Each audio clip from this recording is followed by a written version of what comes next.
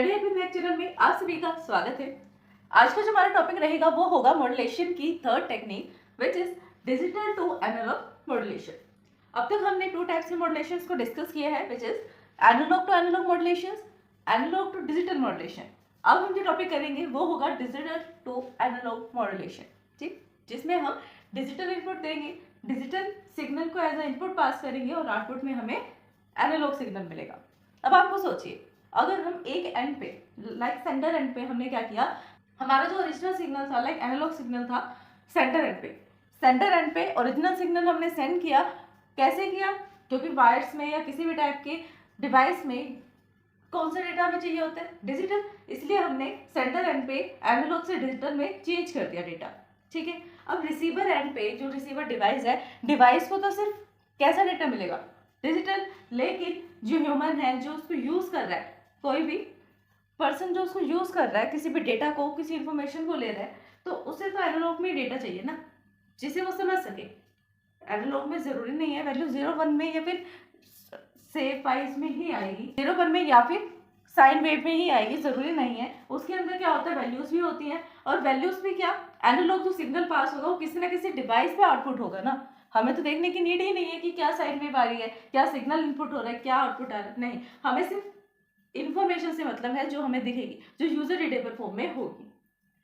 तो अब देखते हैं इसका टॉपिक कि डिजिटल टू एनालॉग कन्वर्जन क्या होता है, इंट्रोडक्शन पार्ट। तो चलिए फटाफट से वीडियो को स्टार्ट करते हैं and digital to analog modulation discuss करते हैं। Digital to analog conversion is needed when the source of the signal is digital but the carrier signal of signal is analog। यानी कि डिजिटल से लेकर analogue में हमें कन्वर्ट करने की नीड क्यों पड़ती है? हमने ये तो देख लिया कि हम एनालॉग से डिजिटल में कन्वर्ट क्यों करते हैं, क्योंकि डिजिटल में एरर आने के चांसेस कम होते हैं। अब जब डिजिटल के पास इतनी सारी एडवांटेजेस हैं कि उसके अंदर एरर आने के चांसेस बहुत कम हैं, एरर प्रोन है वो, देन फिर हम वापस से एनालॉग में क्यों जाए? क्या जरूरत पड़ गई ऐसी कि हमें डिजिटल जैसे फॉर्मेट से एनालॉग में वापस चेंज करना पड़ रहा है? नीड ये है, की नीड इसलिए पड़ी, is needed when the source of the signal, जो सिग्नल का जो सोर्स है, मीन सेंटर पॉइंट है, वहां से तो डिजिटल डेटा आ रहा है, लेकिन जो कैरियर सिग्नल है वो एनालॉग में है। तो हमें वापस से डिजिटल वाले सिग्नल को भी किसमें चेंज करना पड़ा? एनालॉग सिग्नल में। There are the three main techniques that are convert या choose to convert digital signals to analog signals। यहाँ पे 3 टाइप्स की टेक्निक्स होती हैं जो हमें डिजिटल से लेकर एनालॉग टेक्निक में कन्वर्ट करने का एक प्रोवाइड करती है बेनिफिट, ठीक है। कौन सी टेक्निक्स आती हैं वो डिजिटल टू एनालॉग में? टेक्निक्स आती है ASK, FSK एंड PSK। अब इनकी फुल फॉर्म्स क्या है? ASK stands for amplitude shift की, FSK stands for frequency shift key and PSK stands for phase shift key। यहाँ पर फ्रीक्वेंसी, एम्पलीट्यूड एंड फेज ये सब चीजें तो सेम है जो हमने डेफिनेशन में भी डिस्कस किया था टर्मिनोलॉजीज में, बट चेंज क्या हुआ है? शिफ्ट की, एक टेक्निक चेंज हुई है। अब वो टेक्निक कैसे चेंज हुई है वो हम देखते हैं। फर्स्ट टेक्निक आती है, वो टेक्निक कौन सी है? एम्पलीट्यूड शिफ्ट की। एम्पलीट्यूड शिफ्ट की में क्या होता है? इन ASK two binary values are represented by the two different amplitudes or the carrier signal या carrier frequencies, ठीक है। यहाँ पर क्या किया जाता है? two binary values are represent, 2 binary values को अलग अलग टाइप के एम्पलीट्यूड के थ्रू रिप्रेजेंट किया जाता है। अब वो कैसे रिप्रेजेंट किया जाता है वो देखते हैं। देखिए यहाँ पर कौन से 2 वैल्यूज होंगी? ऑब्वियस है कि डिजिटल में 2 ही वैल्यूज होती हैं। इस लाइन का मीनिंग भी सेम है कि डिजिटल में हम 2 टाइप्स की वैल्यूज यूज करते हैं। First one is 0 and second one is 1।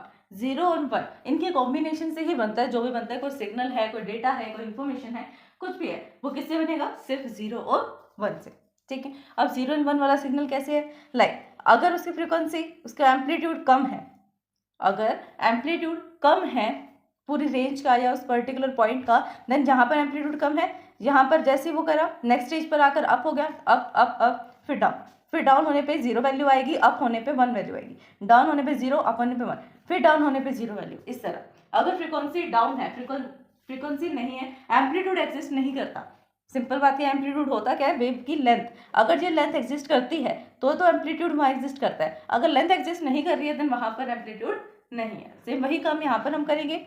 Analogue में लाइक यहाँ पर नहीं करता एग्जिस्ट, तो इस इतने पॉइंट्स को हमने स्किप कर दिया। कहाँ से एग्जिस्ट करना स्टार्ट कर रहा है? इस पॉइंट से। तो इस पॉइंट से हमने स्टार्ट किया, कितनी साइकिल आएंगी? 3, क्योंकि 3 बार वैल्यूज है 1 1 1, कितनी बार वैल्यूज है? 3 बार, तो यहाँ पे 3 बार साइकिल आएगी।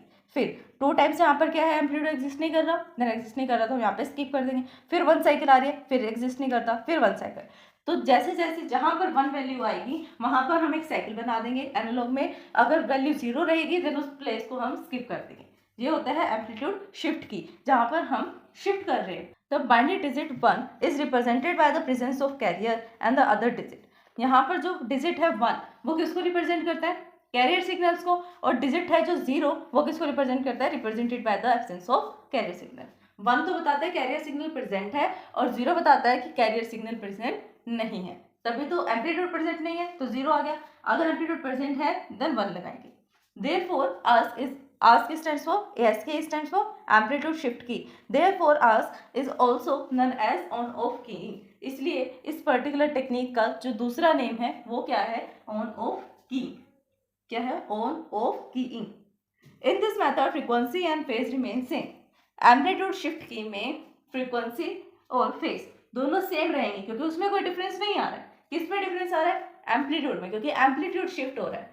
शिफ्ट क्या हो रहा है? एम्पलीट्यूड कहीं ज्यादा होता है कहीं कम हो रहा है।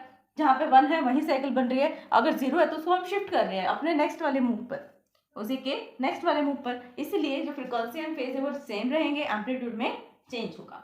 तो फ्रेंड्स ये था हमारा आज का टॉपिक। आज हमने डिस्कस किया डिजिटल टू एनालॉग मॉड्यूलेशन का introduction part and first technique जो डिजिटल टू एनालॉग मॉड्यूलेशन में यूज की जाती है which is ASK amplitude shift की। आई होप ये टॉपिक आपको समझ में आएगा। अगर फिर भी इस वीडियो को समझने में आपको कोई डाउट आते हैं देन आप हमें कमेंट कर सकते हैं। वीडियो पसंद आए तो लाइक शेयर सब्सक्राइब करना कमेंट करना ना भूलें। आपने सब्सक्राइब कर दिया है देन अपने फैमिली में अपने फ्रेंड्स से सब्सक्राइब करवा सकते हैं।